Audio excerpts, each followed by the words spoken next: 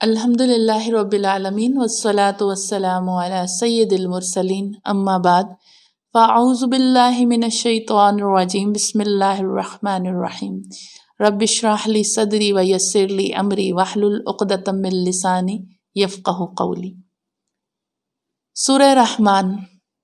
حضرت جابر رضی اللہ تعالیٰ عنہ بیان کرتے ہیں کہ رسول اللہ صلی اللہ علیہ وآلہ وسلم اپنے اصحاب کے پاس گئے اور ان کے سامنے شروع سے لے کر آخر تک سورہ رحمان کی تلاوت فرمائی۔ صحابہ کرام خاموش رہے۔ آپ صلی اللہ علیہ وآلہ وسلم نے فرمایا، میں نے جنات سے ملاقات کی، تب یہ سورت جنات پر پڑھی تھی، انہوں نے تم سے اچھا جواب دیا، تو جب میں پڑھتا فَبِأَيِّ آلَاءِ رَبِّكُمَا تُكَذِّبَانِ تو جنات جواب دیتے، اے ہمارے رب، ہم تیری نعمتوں میں سے کسی چیز کو نہیں جھٹلائیں گے اور تیرے ہی لیے حمد ہے۔ ترمذی کی یہ روایت ہے۔ اور ایک اور موقع پر حضرت علی فرماتے ہیں سورہ رحمان کے متعلق کہ نبی کریم صلی اللہ علیہ وآلہ وسلم نے فرمایا کہ ہر چیز کی ایک دلہن ہوتی ہے اور قرآن کی دلہن سورہ رحمان ہے۔ یہ قرآن کی دلہن ہے، یہ خوبصورت صورت ہے، اور اس میں یہ آیت تقریباً 31 یعنی 31 ٹائم یہ بار بار دہرائی گئی ہے۔ فَبِأَيِّ آلَاءِ رَبِّكُمَا تُكَذِّبَانِ۔ اس سورہ میں دیگر مکی صورتوں کی طرح اس کی آیتیں چھوٹی چھوٹی ہیں۔ دو اقوال ہمیں ملتے ہیں۔ ایک قول علماء کرام اور صحابہ کرام اور تابعین کا ایک طبقہ یہ فرماتا ہے کہ یہ سورہ مکی ہے، اور ایک طبقہ یہ فرماتا ہے کہ سورہ مدنی ہے۔ حضرت ابن عباس کے بھی ہمیں دو اقوال ملتے ہیں، ایک قول کہ یہ سورہ مکی ہے اور ایک قول کہ یہ سورہ مدنی ہے اور صلح حدیبیہ کے وقت نازل ہوئی تھی۔ تو یہ اس کے متعلق ہمیں اقوال ملتے ہیں، اور کہا جاتا ہے کہ اس کی آیتیں چھوٹی چھوٹی ہیں لیکن اس کی تاثیر بہت قوی ہے، اس کی برکات بہت زیادہ ہیں، اور اس میں اللہ تعالیٰ کی توحید اور اس کی قدرت پر دلائل دیے گئے ہیں۔ اللہ کی توحید اور اس کی قدرت پر دلائل، نبوت اور وحی الہی پر دلائل دیے گئے ہیں، نبوت پر اور وحی الہی پر، اور قیامت اور اس کی ہولناکیوں کا ذکر اس سورہ میں آیا ہے۔ قیامت اور اس کی، بلکہ ہم دیکھیں گے کہ پہلے جو ذکر آئے گا قیامت اور اس کی ہولناکیوں کا آئے گا، بعد میں جنت کی خوشخبریاں آئیں گی۔ اگلی آیتوں میں پہلے قیامت کی ہولناکیوں کا ذکر اور پھر اگلی آیتوں میں انعامات کا ذکر آئے گا۔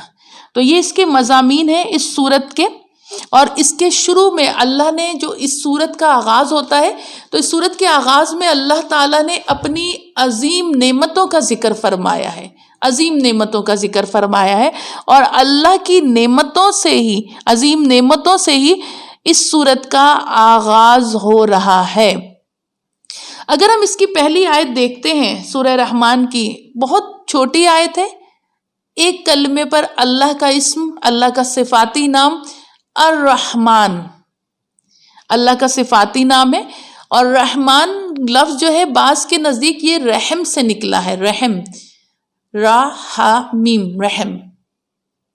ماں کے پیٹ میں بچہ جہاں پرورش پاتا ہے وہ اسے بھی رحم کہتے ہیں۔ کتنی نرمی اور کتنی آرام دہ جگہ ہوتی ہے، بالکل سیکیور ہوتا ہے بچہ وہاں۔ تو یہی رحمان رحم سے نکلا ہے، اور اللہ بھی اپنے بندوں پر مہربان ہے، بلکہ ہم اس کا رحمان کا ترجمہ نہایت ہی مہربان رب، الرحمن، رحمان، نہایت مہربان رب، علم القرآن، سکھا دیا جس نے قرآن کا علم۔ اب یہاں کیا ہمیں اقوال ملتے ہیں؟ قرآن وحی الہی حضور نبی کریم صلی اللہ علیہ وآلہ وسلم تک پہنچانے والے جبرائیل علیہ السلام ہیں، لیکن کیا کہا جا رہا ہے اس آیت کی روشنی میں؟ کیا سمجھا رہے ہیں کہ در حقیقت تو جبرائیل وحی الہی لے کر آتے ہیں، لیکن حقیقت میں بلا واسطہ اللہ اپنے محبوب کو قرآن کا علم عطا فرما رہا ہے۔ حقیقت میں یہ ہے کہ اللہ علم دینے والا اپنے حبیب کو قرآن کا، اللہ مہربان۔ یا کچھ چیزیں قابل توجہ ہیں۔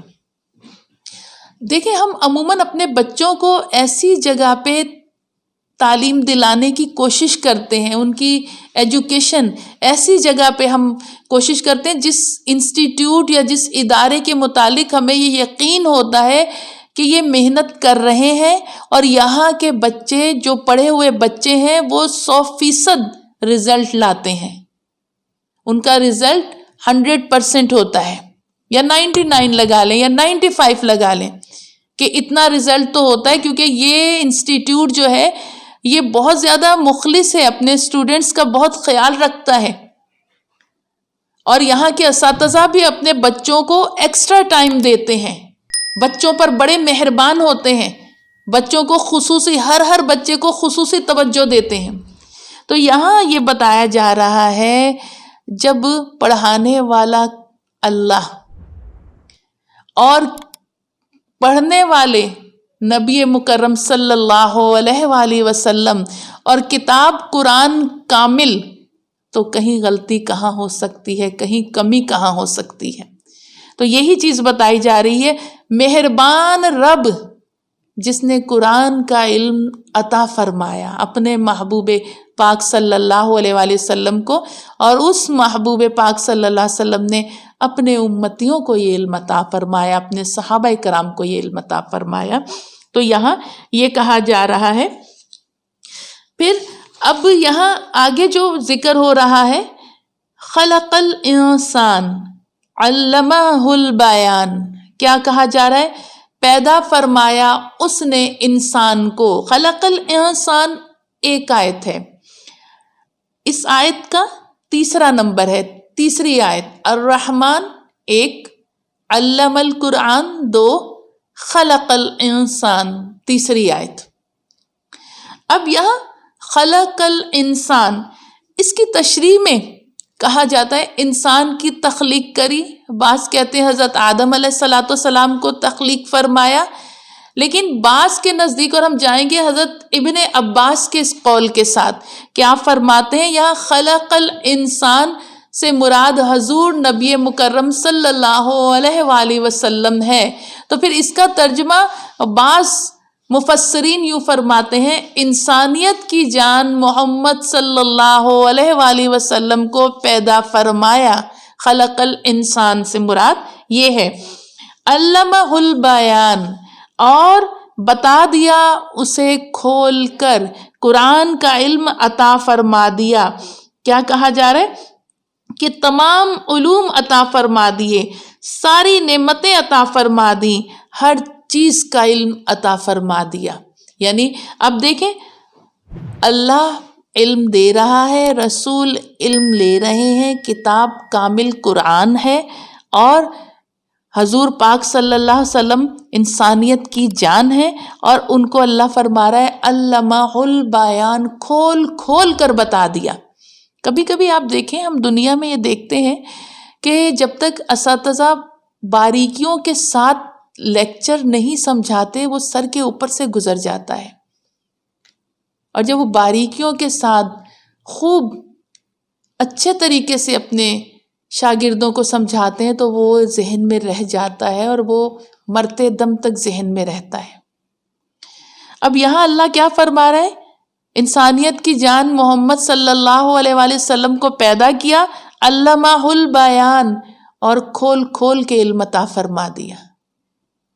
یعنی کہا جا رہا ہے کہ ان کو سب چیزیں کھول کھول کے بتا دیں، تمام علوم بتا دیے، اولین آخرین، قیامت کا، ما کان ما یکون، سارے علوم بتا دیے گئے۔ اب آگے جو ذکر آ رہا ہے، الشمس والقمر بحسبان، سورج اور چاند حساب سے ہیں۔ کیا کہا جا رہا ہے؟ سورج اور چاند حساب سے، یعنی اپنے اپنے دائرے میں ہیں، ایک حساب معلوم ہے۔ سورج چاند کو نہیں پکڑتا، چاند سورج کو نہیں پکڑتا، سورج دن کو نظر آتا ہے، چاند رات کو نظر آتا ہے، ہر ایک اپنے اپنے حساب میں ہے۔ ایک جگہ یہ بھی فرمایا اپنے اپنے مدار پہ تیر رہے ہیں۔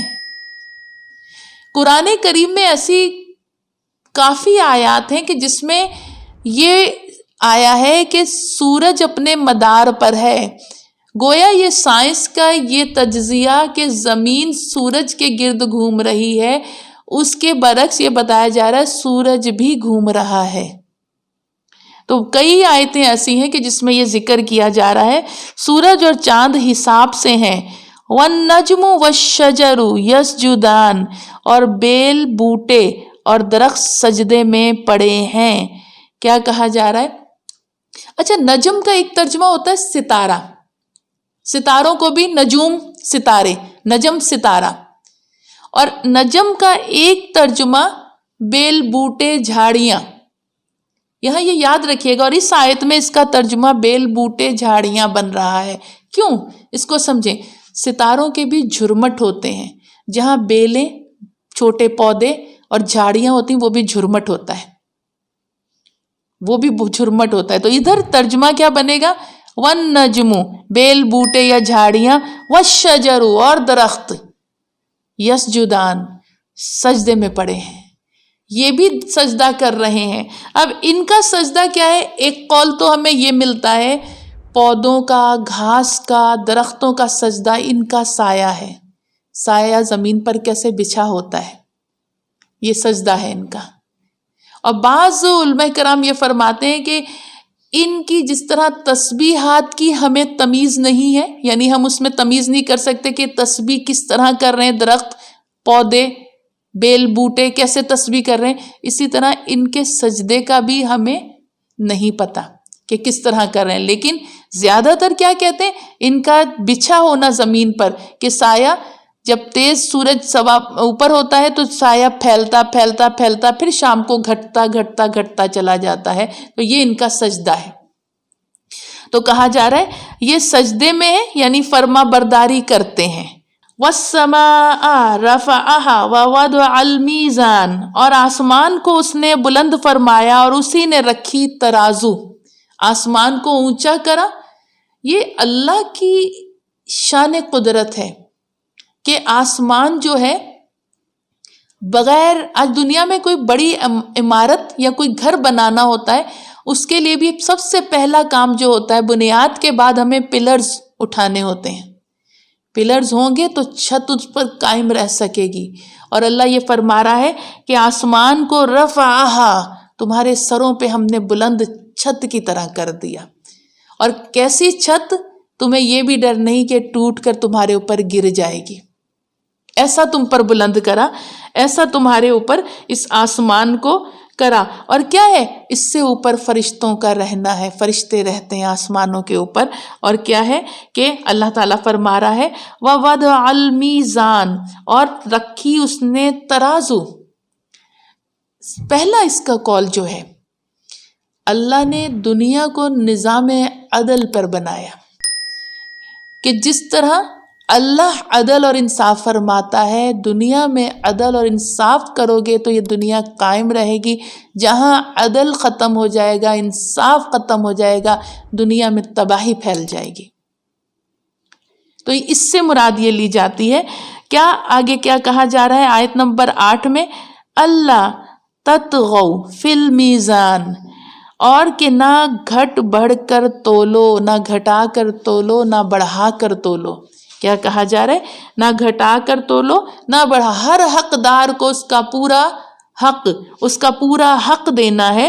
اور وَأَقِيمُوا الْوَزْنَ بِالْقِسْطِ وَلَا تُخْسِرُوا الْمِيزَانَ، اور قائم رکھو تول کو انصاف سے، اور نہ گھٹاؤ وزن کو۔ یعنی کیا ہے؟ اگر ہر حقدار کو اس کا پورا حق ملے گا تو کیا ہے؟ امر عالم کا نظام صحیح اور مستحکم رہے گا، سسٹم قائم رہے گا، جب کہیں بھی بے انصافی نہیں ہو۔ یہ صرف تولنے میں، ناپنے میں نہیں، یہ ہر جگہ، عدالتوں میں، خاندان کے فیصلے کرنے میں، گھر کے فیصلے کرنے میں، اپنے اداروں کے فیصلے کرنے میں عدل کو قائم رکھنا ہے، عدل اور انصاف کو قائم رکھنا ہے۔ آج تم لوگوں کے درمیان عدل کرو گے، کل اللہ تمہارے پر اپنی رحمت کا نزول فرمائے گا۔